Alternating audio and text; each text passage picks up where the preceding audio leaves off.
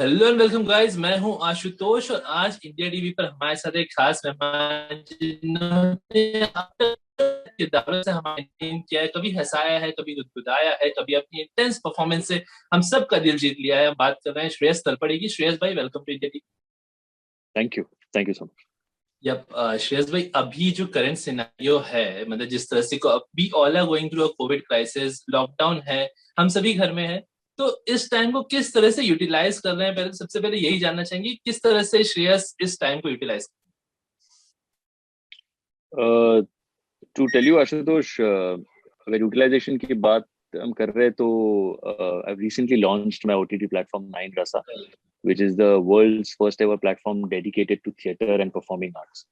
तो एक तो हम कोशिश कर रहे हैं कि जितने रेस्ट्रिक्शंस और कर्व्स है उस सबको मेंटेन करते हुए हम अपना कंटेंट अपलोड कैसे करते रहे, ताकि एक तो जो लोगों को घर बैठ के थोड़ा सा एंटरटेन अगर कर सके, थोड़ा हंसा सके, थोड़ा उनको कुछ थिएटर का मजा दे सके, तो वो देने की हमारी पूरी कोशिश लगी हुई है। और दूसरा, जिस इंटेंशन से ये प्लेटफॉर्म शुरू हुआ था, to basically help the theatre community in times like these specially, तो वो हमारी कोशिश चल रही है कि how we can make use of our content to make sure that उससे और हम रेवेन्यू जनरेट कर सके, ताकि हमारे जो जिस नाटक में काम करने वाले कलाकार या टेक्नीशियन से उतने ही नहीं, बल्कि इन जनरल थिएटर कम्युनिटी को हम और सपोर्ट कैसे कर सके। तो फिलहाल तो इसी में सारा वक्त निकल रहा है और ध्यान उसी में लगा हुआ है।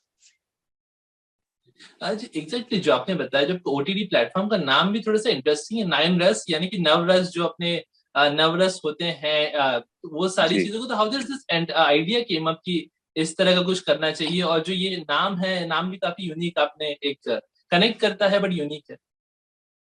ये बेसिकली आपने जैसे कहा कि नवरस का ही अडेप्टेशन एक ये है, और नाम सूझा क्योंकि हमने सोचा कि इस तरीके का प्लेटफॉर्म जो सबसे पहला ऐसा अपना प्लेटफॉर्म है जो थिएटर और परफॉर्मिंग आर्ट्स को डेडिकेटेड है, तो उसका नाम भी वैसा ही होना चाहिए जहां से वो सबकी शुरुआत होती है। तो नाइन एक्सप्रेशंस, नाइन इमोशंस हम जिसे कहते हैं, that is the beginning of technically everything. So हमने सोचा फिर क्यों ना वो नाम भी वैसा ही हो। और उसको नाइन रसा रखने के पीछे कारण ये है कि एक तो हम चाहते थे कि उसमें इंडियन सेंसिबिलिटीज पूरी पूरी हो, कि पता चले कि नहीं यार, ये हिंदुस्तान का एक ओटीटी प्लेटफॉर्म है, but at the same time उसमें एक ग्लोबल अपील हो। सो ग्लोबली भी जो इस प्लेटफॉर्म को देखेंगे, तो नाइन एक ऐसा नंबर है जो लोगों को इमीडिएटली समझ में भी आता है, याद भी रहता है। तो किसी को अगर पूछना हो, थिएटर का एप्लीकेशन था, ऐप ओटीटी कौन सा है, वो नाइन से शुरू होने वाला कुछ है, so immediately when you type nine, तो नाइन रासा राइट। आपको इमीडिएट दिख जाता है। So that was the reason कि वो कनेक्ट उसका ज्यादा हो, रिलेटेबल हो, एंड सिंपल टू रिमेम्बर हो। Right, right. अश्विन भाई, आप जैसे आप थिएटर से बिलोंग करते हैं, आपने शुरुआत अपनी वहां से की थी। आज today you have claimed as a big star, आपने काफी कुछ अचीव कर लिया है, but somewhere down the line do you feel कि जो थिएटर आर्टिस्ट कहीं ना कहीं वो उतनी ज्यादा उन्हें पॉपुलैरिटी या सक्सेस उतनी नहीं मिल पाई जितना वो डिजर्व करते हैं? 100% नो, मतलब विदाउट अ डाउट। एंड इसीलिए ये प्लेटफॉर्म के बारे में आपने जो पूछा था वो बताना रह गया कि क्यों कंसेप्चुलाइज किया ये प्लेटफॉर्म। तो सबसे पहला ये था कि इंटेंशन ही ये था कि हम वो पैंडेमिक में, हमने पिछले साल इसी टाइम पे, हमने पिछले साल इसकी पूरी तैयारी शुरू कर दी थी, कि जब पैंडेमिक था, लॉकडाउन पिछले साल भी था, और हमें पता नहीं चल रहा था कि भाई आगे क्या होगा, कैसे होगा। सो थिएटर कम्युनिटी को हेल्प करने के नजरिए से बेसिकली हमने ये प्लेटफॉर्म के बारे में सोचा कि उनको रोजगार मिले, उनको कुछ पैसे मिले, और उन्हें अपने पसंदीदा अपना काम करने मिले। एंड सेकेंडली, हमने ये रियलाइज किया कि ग्लोबली आप जैसे बोल रहे हैं कि थिएटर सब देखते हैं, लेकिन थिएटर ऐसी चीज है जो अनफॉर्चुनेटली सिर्फ ऑडिटोरियम तक लिमिटेड होकर रह गई, कि वो ऑडिटोरियम में 4 बजे शो है, अगर आप जाके देख पाए तो अच्छा है, नहीं तो फिर आपने मिस कर दिया। तो बिकॉज ज्यादा लोग देखते नहीं, उसकी ज्यादा चर्चा होती नहीं, बिकॉज ज्यादा चर्चा होती नहीं तो उसकी उतनी पॉपुलैरिटी, पब्लिसिटी, मार्केटिंग उतना होता नहीं। और इसीलिए फिर उसके एक्टर्स जो इतना जी तोड़ मेहनत करके काम करते हैं, जो इतना बढ़िया परफॉर्मेंस करते हैं, कि थिएटर का कोई भी किसी का भी परफॉर्मेंस देख लो, वो इतना प्रैक्टिस करके रिहर्सल करके इतने मंझे हुए परफॉर्मेंसेस रहते हैं कि actually those performances need to come in front of people, लोगों ने देखने चाहिए कि थिएटर वाले लोग क्या कैसा काम करते हैं। तो हमने सोचा फिर यार एक ऐसा प्लेटफॉर्म होना चाहिए जो थिएटर के लिए ही हो, और वो थिएटर का सारा काम जो ऑडिटोरियम तक लिमिटेड रहा है उसको पूरी दुनिया के सामने आ जाना चाहिए. So that is the intention with which we started this. And like you very rightly said, you know theater artists deserve that kind of stardom which other actors also on other mediums get. It is just a matter of time. आज मैंने ये शुरुआत की है, obviously there are going to be more people who will join, and more theater actors will eventually get their due recognition. तो आजकल सारी चीजें डिजिटलाइजेशन हो रही है और थिएटर एक ऐसा पार्ट था जो रह गया था, वो डिजिटल मीडियम सर। अब आपने जब नाइन रसास लॉन्च कर दिए तो वो भी काफी अच्छे से पॉपुलरली ऑडियंस तक पहुंच पाएगा, सभी के पास पहुंच पाएगा। श्रेयस भाई, आपके करियर की बात करें, यू स्टार्ट फ्रॉम इकबाल, और इकबाल से लेके बड़ी बड़ी फिल्में करी हैं आपने, अच्छे अच्छे अच्छे किरदार निभाए।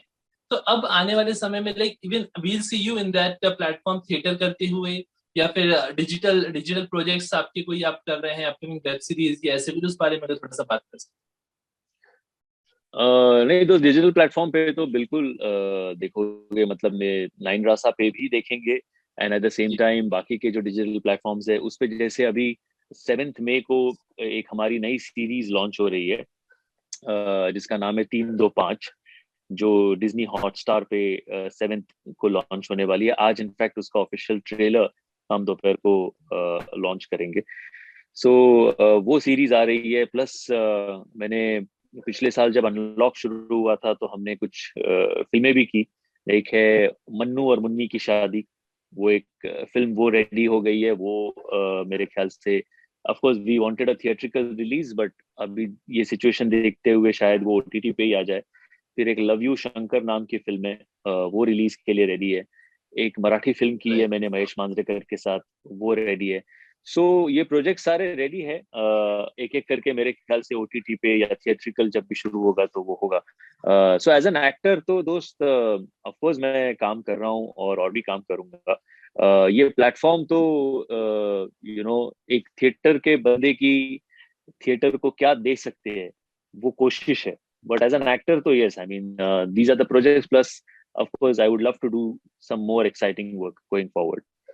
राइट। श्रेयस भाई, लास्टली आप इस समय में कोविड कोविड क्राइसिस है, तो सभी फैंस के लिए, व्यूअर्स के लिए आप क्या मैसेज देना चाहेंगे, क्या कहना चाहेंगे सर? बस यही कहना चाहूंगा कि यार ये जो सर्ज हुआ है, जो सेकेंड वेव आई है, again it caught us unaware. बड़ा सरप्राइजिंग सा ये अटैक रहा है। और जो न्यूज आती है हर रोज, पहले तो एक बिल्डिंग में एक केस हुआ करती थी, अब हर घर में एक दो तीन लोग कोविड इन्फेक्टेड पाए जा रहे हैं। So it is a very difficult time, and these are really really, ये मतलब वो कहते हैं ना, मुश्किल की घड़ी और इम्तिहान की घड़ी हम सबके लिए है। इसमें से मुझे लगता है निकलना भी हमारे लिए पॉसिबल है, अगर हम बस कुछ प्रोटोकॉल्स अगर फॉलो करें तो हम बड़ी आसानी से इसमें से निकल सकते हैं। सबसे पहली बात तो अभी जो घर में रह सकते हैं जितने लोग, वो घर में रहें। जिनको वाकई में काम के लिए किसी और के लिए ट्रैवल करना है तो आप प्लीज पूरी सावधानी के साथ ट्रैवल कीजिए।